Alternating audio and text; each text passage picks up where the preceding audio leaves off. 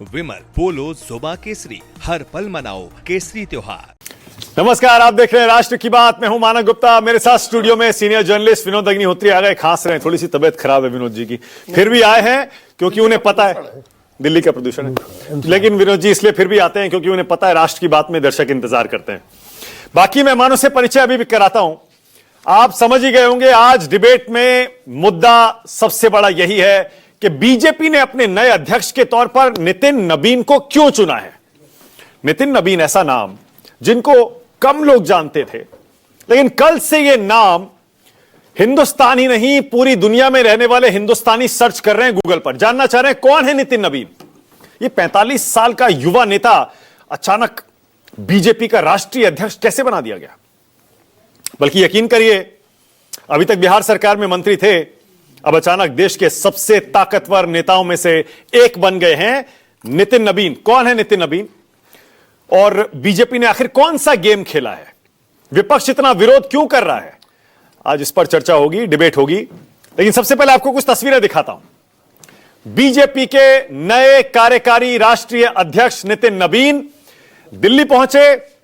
हालांकि उनकी सुनते हैं इंडिगो की फ्लाइट थोड़ा सा लेट हो गई, हैरानी नहीं होनी चाहिए, इंडिगो की फ्लाइट थी। वो पहुंचे और दिल्ली पहुंचे, थोड़ा आधे घंटे के डिले से इंतजार कौन कर रहा था?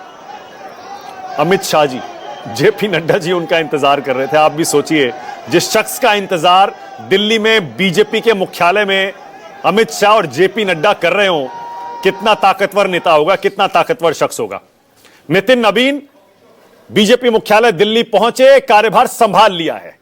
हालांकि उनके नाम की घोषणा कार्यकारी राष्ट्रीय अध्यक्ष के तौर पर की गई है, लेकिन माना यही जा रहा है कि जनवरी में जैसे ही जेपी नड्डा का कार्यकाल खत्म होगा, चुनावों की औपचारिकता पूरी की जाएगी और हर बार की तरह इस बार भी लगता नहीं है उनके सामने और कोई नाम चुनाव लड़ने के लिए आएगा और अनअपोज्ड, निर्विरोध नितिन नबीन बीजेपी के नए अध्यक्ष बन जाएंगे। तस्वीरें देखिए जरा, सब जगह वायरल हैं।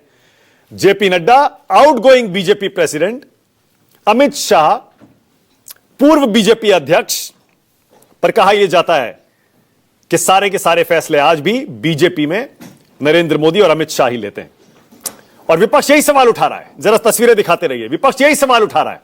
विपक्ष कह रहा है रबर स्टैंप बीजेपी अध्यक्ष होंगे, किसी को भी बना दीजिए, फैसले इन्होंने लेने नहीं है। आपको क्या लगता है, क्या वाकई Nitin Nabin rubber stamp BJP अध्यक्ष बनेंगे? और उनको अध्यक्ष क्यों बनाया गया है? आप भी हमारे साथ शो में जुड़ सकते हैं। सोशल मीडिया पर, इंटरनेट पर कहीं भी देख रहे हैं तो हमसे जुड़िए और कमेंट में बताइएगा आपको क्या लगता है। अब जरा आपको बता दूं ये नितिन नबीन है कौन। नितिन नबीन पटना के बांकीपुर सीट से बीजेपी के विधायक हैं, बिहार की सरकार में फिलहाल मंत्री भी हैं, वरिष्ठ बीजेपी नेता नवीन किशोर सिन्हा के पुत्र हैं, 5 बार के विधायक हैं, 5 बार विधायक रह चुके हैं, एमएलए रह चुके हैं। और इनके पिता नवीन किशोर भी 4 बार एमएलए रहे थे। 26 साल की उम्र में पहली बार नितिन नबीन एमएलए बने। कायस्थ समुदाय से आते हैं। 1980 में एबीवीपी से अपनी राजनीतिक यात्रा की शुरुआत की। 2006 में पटना पश्चिम से पहली बार एमएलए बने थे। 2016 से 19 तक भारतीय जनता युवा मोर्चा के बिहार अध्यक्ष रहे। 2019 में सिक्किम में बीजेपी के प्रभारी का पद संभाला। 2020 में बिहार सरकार में मंत्री बने और 2024 में छत्तीसगढ़ में लोकसभा चुनाव में प्रभारी भी उनको बनाया गया था। 45 साल के हैं जी। अच्छा, नहीं, माफ करिए, हाँ ये थोड़ा सा गड़बड़ है, एक आंकड़ा गलत हो गया। सही कह रहे हैं विनोद जी, 1980 नहीं है आंकड़ा, इसको ठीक करवाता हूं अभी। तो 45 साल में बीजेपी के, ये 1980 का आंकड़ा शायद उनके पैदा होने का ही है।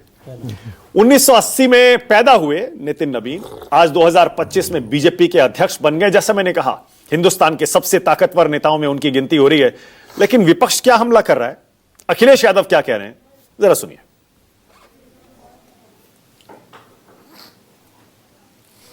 नए अध्यक्ष हैं, उनको बधाई। लेकिन हम तो अपने उत्तर प्रदेश का देख रहे हैं, जिनको हटा नहीं सकते उनका कद घटाया जा रहा है। जिसको हटा नहीं सकते उसका कद घटाया जा रहा है। एक जिले में पड़ोसी जगह पर अध्यक्ष बन जाना, तो अध्यक्ष नया दे सकते हैं आप, विचार कहां से नया दोगे? अब ऐसा नहीं है कि सिर्फ नितिन नबीन के तौर पर प्रधानमंत्री मोदी ने, अमित शाह ने चौंकाया है। एक साथ 3 बीजेपी अध्यक्षों को सामने रखकर, देश के सामने रखकर सबको चौंका दिया है। हर बार होता है, जो नाम रेस में चल रहे होते हैं उनमें से कोई नहीं बनता है। केंद्रीय राष्ट्रीय अध्यक्ष के तौर पर कितने नेताओं के नाम चल रहे थे, कोई नाम नहीं आया। यूपी और बिहार, अब जरा ये तीनों नाम एक बार आप भी देख लीजिए और इनकी आदत डाल लीजिए। अगले 3, 4, 5 साल कम से कम ऐसा लगता है आपको इन नामों को बार बार सुनना पड़ेगा।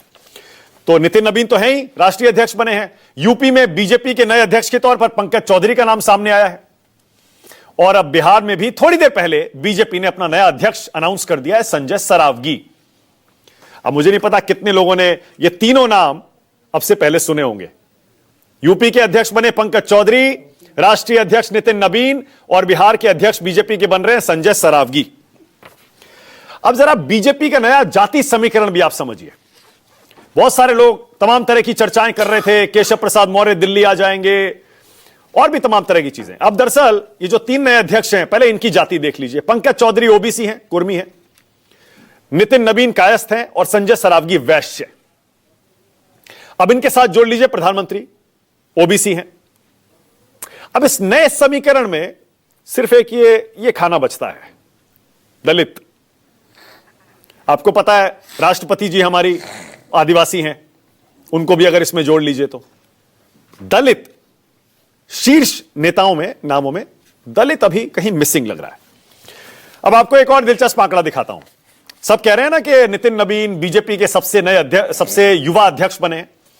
उनकी उम्र और उनसे पहले जो बीजेपी के अध्यक्ष बने हैं, जब अध्यक्ष बने थे, उनकी उम्र क्या थी? आप जरा ये आंकड़े जरा देखिए और समझिए। नितिन नबीन 45 साल में अध्यक्ष बने हैं। इससे पहले जेपी नड्डा अभी फिलहाल 60 साल, अमित शाह 53 साल, राजनाथ सिंह 62 साल, फिर गडकरी जी 53 साल में, अभी विनोद जी पूछ रहे, नितिन गडकरी 53 साल में अध्यक्ष बने थे। राजनाथ सिंह 54 साल में अध्यक्ष बने थे, जब पहली बार बने थे, 2 बार बने थे। और लाल कृष्ण आडवाणी जब पहली बार अध्यक्ष बने थे 59 साल के थे। तो इस लिहाज से 45 साल में सबसे कम उम्र में नितिन नबीन बीजेपी के अध्यक्ष बन गए हैं। अब आपको पता ही है, नए अध्यक्ष पर तो बवाल हो ही रहा है, लेकिन एक और वीडियो आपको दिखाता हूं। कल से बीजेपी इस वीडियो को बहुत आगे बढ़ा रही है। दिल्ली में वोट चोरी पर राहुल गांधी की रैली हुई। तमाम तरह के आरोप राहुल गांधी ने, प्रियंका गांधी ने, कांग्रेस नेताओं ने लगाए, काफी भीड़ भी आई। लेकिन अब बीजेपी एक वीडियो शेयर कर रही है और बीजेपी का आरोप सीधा सीधा है कि प्रधानमंत्री नरेंद्र मोदी के खिलाफ ये आपत्तिजनक नारे कांग्रेस के नेताओं कार्यकर्ताओं ने लगाए। नारे लगाए गए, मोदी तेरी कब्र खुदेगी।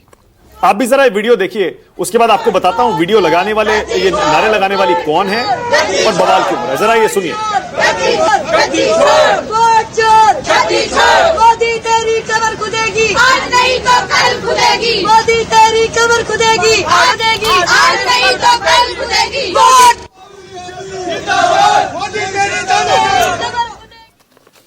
अब जरा ये एक महिला है मंजू लता मीना, ये राजस्थान में कांग्रेस की सक्रिय कार्यकर्ता बताई जाती हैं और जयपुर महिला कांग्रेस की जिला अध्यक्ष बताई जाती हैं। सोशल मीडिया पर काफी एक्टिव भी रहती हैं और ये राजस्थान से, जयपुर से दिल्ली आई थी।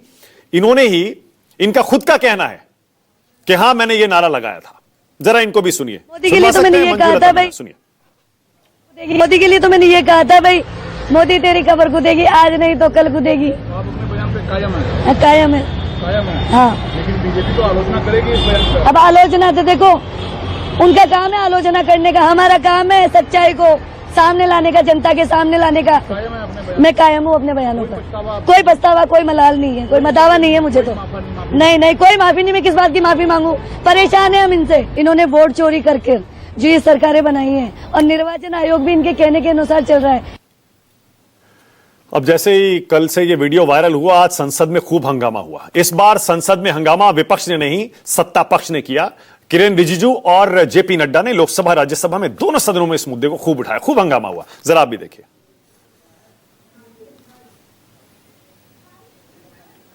अच्छा, थोड़ी देर में आपको दिखाता हूं लोकसभा और राज्यसभा में क्या हुआ।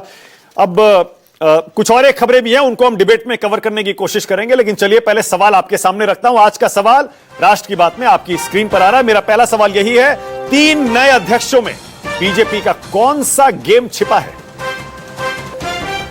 और दूसरा, क्या नई बीजेपी के लिए, युवा बीजेपी के लिए तैयार है इंडिया?